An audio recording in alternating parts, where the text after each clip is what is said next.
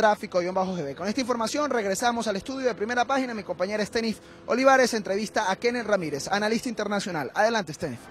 Gracias a nuestro compañero Luis Carlos Parada, siempre atento a cómo se mueve el tránsito en nuestra ciudad capital. Así es, está con nosotros Kenneth Ramírez para tratar, entre otros temas, pues la Cumbre de las Américas, lo que es la situación de nuestro país con Panamá, la gira de Julio Borges, que ha sido muy señalada por el gobierno nacional, según el gobierno, para buscar una intervención en nuestro país. Pero vamos a iniciar por lo más reciente. La Cumbre de las Américas se habló de la importancia de fortalecer la democracia para quitarle fuerza precisamente a la corrupción, que fue uno de los temas centrales. ¿Cómo evalúa usted el escenario en la Cumbre de las Américas, sobre todo con la ausencia del presidente Maduro?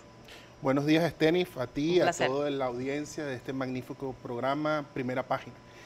Bueno, este es el tema, ¿no? En lo que ocurrió en la Cumbre de las Américas, lamentablemente fue una cumbre que estuvo eclipsada, ¿no? Por lo que fue el ataque de Estados Unidos, Francia, el Reino Unido a Siria. Sin embargo, bueno, se consiguieron algunos logros interesantes. En primer lugar, una declaración de compromiso de lucha contra la corrupción que intenta fortalecer todos los mecanismos de la OEA para combatir lo que es este flagelo que en el continente pues ha hecho temblar a muchos gobiernos, incluso el propio gobierno anfitrión.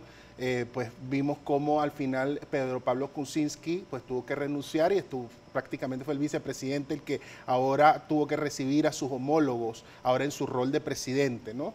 Entonces eso evidentemente eclipsó un poco lo que fue el tema de la cumbre, pero por el otro lado también hubo una declaración del Grupo de Lima, Bahamas y Estados Unidos sobre el tema venezolano. Entonces en ese sentido fue una cumbre que tuvo unos logros interesantes, marcada así por la ausencia de Donald Trump, la primera vez que no asiste un presidente de los Estados Unidos a todo el proceso de cumbre, y ya tenemos más de 2 décadas al respecto. Y por el otro lado, una ausencia del presidente Maduro que prácticamente nadie blandió como un punto de honor, solamente Cuba y Bolivia, lo cual denota además el profundo aislamiento que tiene el presidente Maduro y todo el régimen venezolano en toda la región. Con respecto a ese tema, ¿cómo se interpreta que luego que se hicieron diversos pronunciamientos, el canciller Jorge Arreza aseguraba que no invitar al presidente Maduro a la Cumbre de las Américas violaba estatutos internacionales? El mismo presidente Maduro decía que él iba a llegar por aire, por mar o por tierra a Perú, y después aseguró en un discurso reciente que no era una de sus prioridades y que era ir a hacer turismo. ¿Cómo se interpreta entonces esta diatriba que primero se creó para después decir que no tenía importancia? Bueno, es parte un poco de estos vaivenes de todo lo que son los discursos, sobre todo de líderes que muchas veces pues son populistas, que no tienen realmente check and balance en su país, no tienen realmente control, en este caso de la política exterior en su país. Sencillamente cuando el presidente Maduro vio que el presidente Trump no iba, pues decidió no asistir a la cumbre, porque entendió que la cumbre no iba a tener el peso y que iba a estar un poco eclipsada porque era por los ataques a Siria. Entonces en ese sentido pues, prefirió no montar el show que de alguna forma quería hacer, porque evidentemente no tenía una invitación formal y entonces no había la necesidad del show. Tampoco asistió el presidente Raúl Castro. ¿Y por qué no asiste? Bueno, porque no estaba Trump. Entonces como no estaba Trump, la cumbre ya no era tan atractiva en términos mediáticos y entonces sencillamente optaron por no hacer mayor presión en ese sentido, aunque llama mucho la atención que una delegación nutrida de activistas venezolanos que no se sabe muy bien cómo llegaron allá, que se alojaron en Lima, mientras el pueblo venezolano está pasando una profunda crisis y hambre, ¿no? Entonces, mientras aquí hay hambre, se pagó una delegación de unos 60 activistas, según nos llegan los reportes, para tratar de calentar las calles, para tratar de agredir al secretario general Almagro, en alguno de los actos paralelos de la cumbre. Que fue la cumbre de los pueblos, ¿no? Sí, las cumbres sociales, donde está la sociedad civil, donde se discuten temas paralelos para fortalecer un poco el consenso que salga de la cumbre. Entonces eso resulta bastante llamativo, ¿no? Que por un lado, aquí en Venezuela estamos en una situación bien compleja, pero por el otro lado se siguen pagando estas giras internacionales y el uso, por supuesto, discursivo. Entonces ahora desprecio una cumbre porque sé que no iba Trump,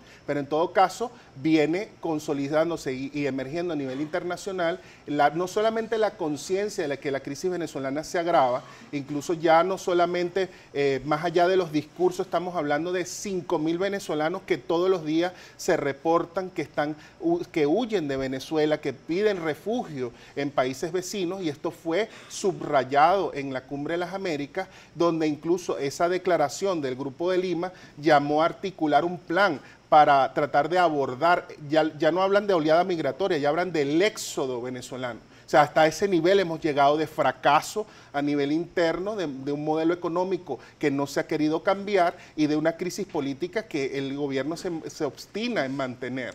Precisamente cuál es la visión de la comunidad internacional en este momento, cuando estamos a escasos días de una elección presidencial del próximo 20 de mayo?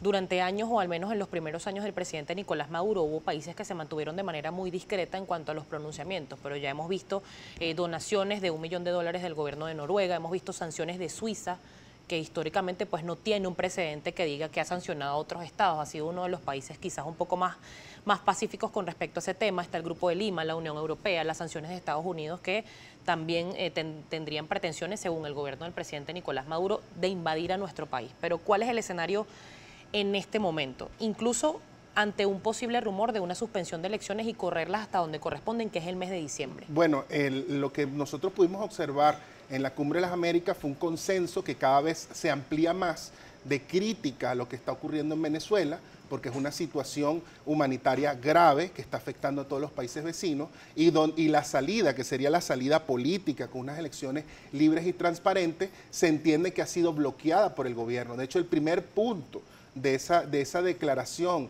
de 16 países que emerge al margen de la Cumbre de las Américas señala que las elecciones del 20 de mayo no son ni creíbles, ni libres, ni transparentes, con lo cual solamente cambiar la fecha no resuelve el problema. O sea, requerirías un cambio de todas las condiciones, es decir, condiciones que permitan una competitividad, que los actores de oposición puedan estar presentes, de la oposición mayoritaria, puedan estar allí presentes y competir, que no existan presos políticos. Todo esto fue recogido en esa declaración. Entonces, ¿qué es lo que tenemos ahorita en la comunidad internacional? Una mayor conciencia de la crisis y una mayor articulación y coordinación de cara a una escalada de sanciones. Incluso en el punto número 7 de esa declaración de Lima se habla específicamente, se hace un llamado a otros actores a que apoyen todo ese proceso de sancionatorio que hay en la región y que se amplíen y se profundicen de cara a obtener una salida electoral a esta grave crisis que vive Venezuela y que está afectando toda la región. Y precisamente hubo pronunciamientos el pasado viernes de una representante del gobierno de Brasil que pedía precisamente el cierre de la frontera por la situación humanitaria que hay allí. ¿Cómo se veía nuestro país entonces ahora con este cierre?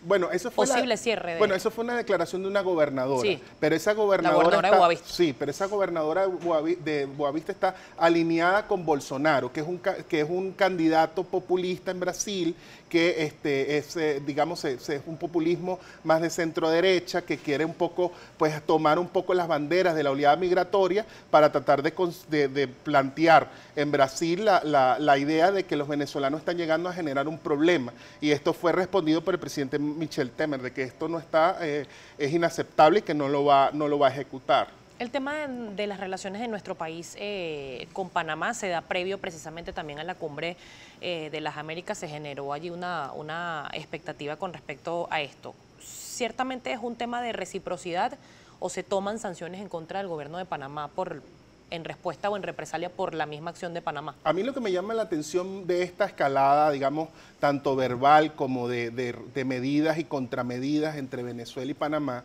es porque si Panamá sanciona supuestamente unas empresas que no existen, que estarían asociados con personas que están conectadas, digamos, incluso familiarmente, con el entorno presidencial, con el Ejecutivo de Venezuela, entonces, ¿por qué se reacciona de esta manera si esto no existe? O sea, si no existe, sencillamente con una declaración de que no existe sería suficiente. Pero no, se escalan sanciones, incluso sanciones que afectan la vida del pueblo venezolano, que ya está buscando incluso cómo tratar de aprovechar vínculos con el exterior para poder hacer la vida acá mucho más vivible, si se quiere. Si se está aprovechando un poco el tema de las remesas, las posibilidades de conexión para ir a buscar a lo mejor alguna medicina o aprovechar a algún amigo que va de viaje para que le traiga una medicina que necesita para algún familiar. Bueno, todo eso lo hacen más cuesta arriba y entonces al final del día estas contramedidas, ¿a quiénes afectan? ¿A Panamá o afectan más al pueblo venezolano? Es decir, y esta cerrazón que no entendió discutió, por cierto, toda la región en la